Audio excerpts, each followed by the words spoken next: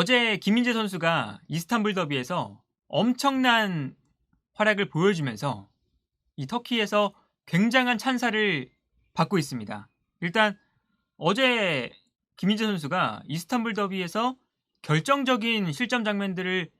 막아내는 이런 장면들도 있었고, 그리고 여기에 더해서 이제 볼을 잡았을 때 순간적으로 막 치고 나가면서 이제 스루 패스까지 성공시키면서 공수양면으로 엄청난 활약을 보여줬는데, 그런데 어제 이 이스탄불 더비를 유럽의 빅리그에 있는 많은 스카우터들이 가서 직관을 했다고 합니다. 그러면서 이스탄불 더비에서 좋은 활약을 보여준 선수가 어떤 선수가 있느냐, 이런 것들을 좀 관찰을 했다고 하는데, 어제 분명히 눈에 띄게 잘했던 선수가 김민재 선수고, 이제 그러다 보니까 이 김민재 선수가 이 유럽 스카우터들의 눈에 띈 것이 아닌가 라는 이제 기대감들이 생기고 있습니다. 그리고 어떤 팀들이 왔냐면 아틀레티코 마드리드, 세비야, 그리고 첼시, 레스터시티, 그리고 토트넘까지 이렇게 라리가와 프리미어리그 다수의 팀들이 이스탄불 더비를 보러 왔고, 김민재의 활약상을 지켜보고 갔습니다. 그러면서 이제 많은 팬분들은 이 토트넘이 김민재의 활약상을 보고 갔다고? 그렇다면 지금 현재 이 토트넘의 이 문제 중 하나가 좀 불안한 3백, 그리고 콘테 감독이 원하는 3백의 좀 유형 중에 좀 하나가 패스를 좀 잘하고 빌드업에 좀 좋은 선수들이 있기를 원하는데, 그렇다면 이 김민재 선수가 이 콘테 감독의 축구에도 좀 맞아 보이고, 그러다 보니까 이 토트넘이 김민재를 영입하기 위해서 좀 움직이는 것이 아닐까 하는 기대감들이 지금 생기고 있지 않나 하는데요. 그래서 이 김민재 선수가 혹시나 토트넘에 만약에 가게 된다면, 그렇다면 김민재 선수는 토트넘에 어울리는 유형의 수비수인가, 이런 것들을 좀 얘기를 해보려고 하는데, 김민재 선수가 토트넘에서는 어떨까, 그리고 토트넘에 갔을 때는 주전으로 좀 자리를 잡을 수 있을까 라는 것들을 생각을 해보면, 일단 토트넘에서 지금 현재 중앙 수비수 자원들이 로메로, 탄강가, 다이어, 산체스, 로든, 그리고 벤 데이비스까지 이렇게 한 6명의 정도의 선수가 지금 콘테의 3백에서 나올 수 있는 중앙 수비수들이죠. 선수의 숫자만 보게 된다면 중앙 수비 숫자는 그렇게 부족하지는 않습니다. 그런데 이제 문제는 이 중앙 수비수의 숫자는 많지만 이제 확실하게 믿을 수 있는 중앙 수비수는 로메로 한 선수밖에 없다. 이게 이제 토트넘의 문제죠. 일단 토트넘이 지난 시즌부터 계속해서 좀 이어져 왔던 문제점들이 중앙 수비 라인이 좀 수비적으로 부족하다, 불안한 수비력을 보여준다 라는 것이었죠. 그래서 지난 시즌부터 뭐 다이어나 산체스나 뭐 탄강가나 로든이나 좀 수비적으로 불안한 모습들을 보여준다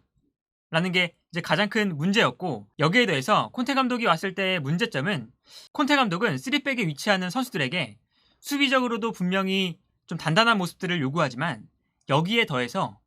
빌드업에 굉장히 좀 강점이 있는 수비수들을 이 콘테 감독이 선호합니다. 그래서 콘테 감독의 축구가 굉장히 단단한 수비, 그리고 빠른 역습으로 좀 알려져 있지만, 콘테 감독의 축구도 이제 일단은 이제 볼을 전개하기 시작할 때는 짧은 패스로 후방에서 볼을 주고받는 것을 이제 선호를 하죠. 그러면서 콘테 감독은 이 중앙 수비수 세 자리에 위치하는 선수들에게 굉장히 볼을 좀 잘 다루는 선수들을 선호하고, 그러면서 콘테 감독은 중앙 수비 라인에서부터 짧게 패스를 좀 전개를 해나가고, 그러면서 볼 점유율을 조금 더 하려는 이런 플레이들을 보여주게 됩니다. 그리고 여기서 두 번째로 중요한 것이, 빌드업도 중요하지만 가장 중요한 것은 좌우 중앙 수비수가 빠르게 롱패스를 보내줄 수 있다는 것. 이거 이제 콘테 감독의 축구에서 굉장히 중요한 부분 중 하나거든요. 특히 이제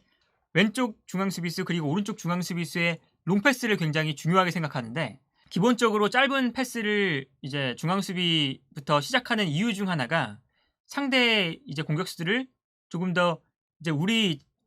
사이드로 좀 끌어내고, 상대가 좀 올라올 때 이때 빠르게 롱패스를 통해서 좌우 측면을 넓게 활용을 합니다. 그래서 인터밀란에서 보여줬던 것도 어떤 것들이 있냐면, 중앙 수비수들이 굉장히 좌우 측면으로 빠른 롱패스를 보여줄 수 있는 선수들이었죠. 그래서 왼쪽 중앙 수비수 자리에는 바스토니,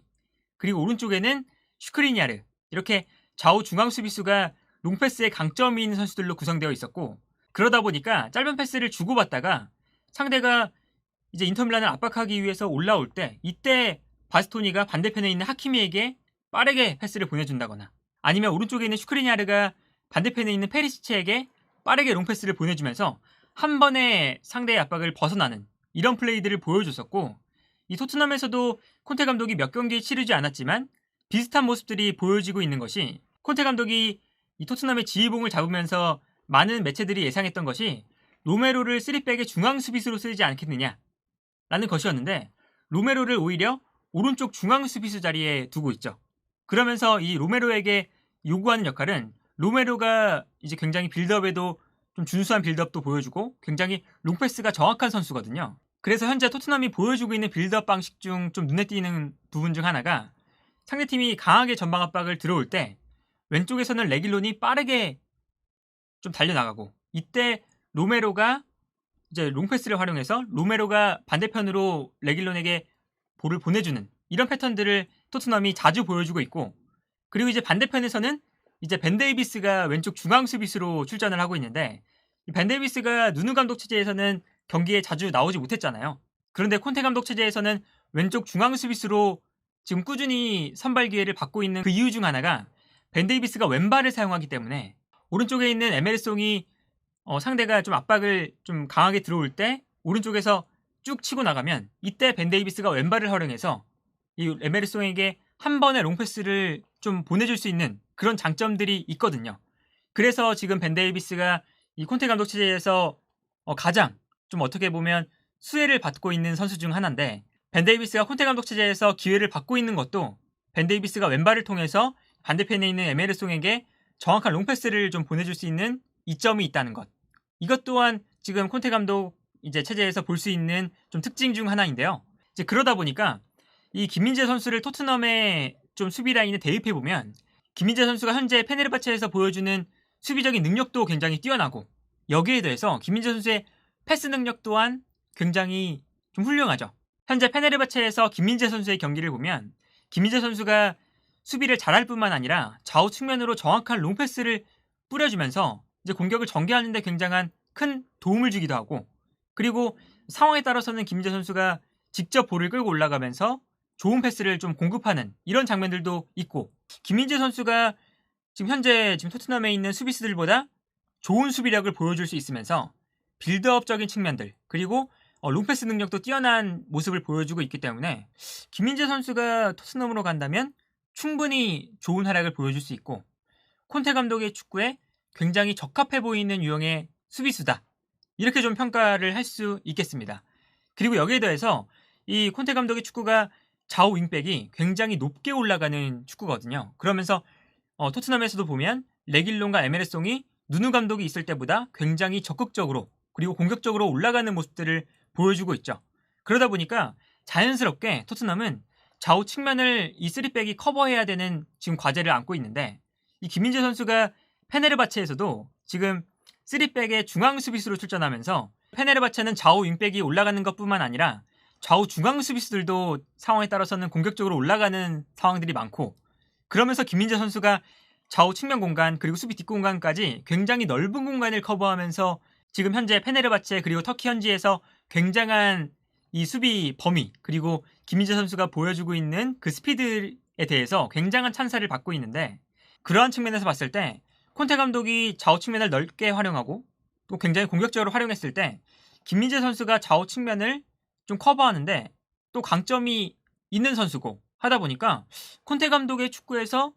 이 김민재 선수의 좀 가지고 있는 역할들 그리고 좀 능력들이 충분히 발휘될 수 있는 지금 상황이다 라는 좀 생각이 들더라고요. 그러면서 어제 이 아무래도 토트넘의 스카우터들이 김민재 선수를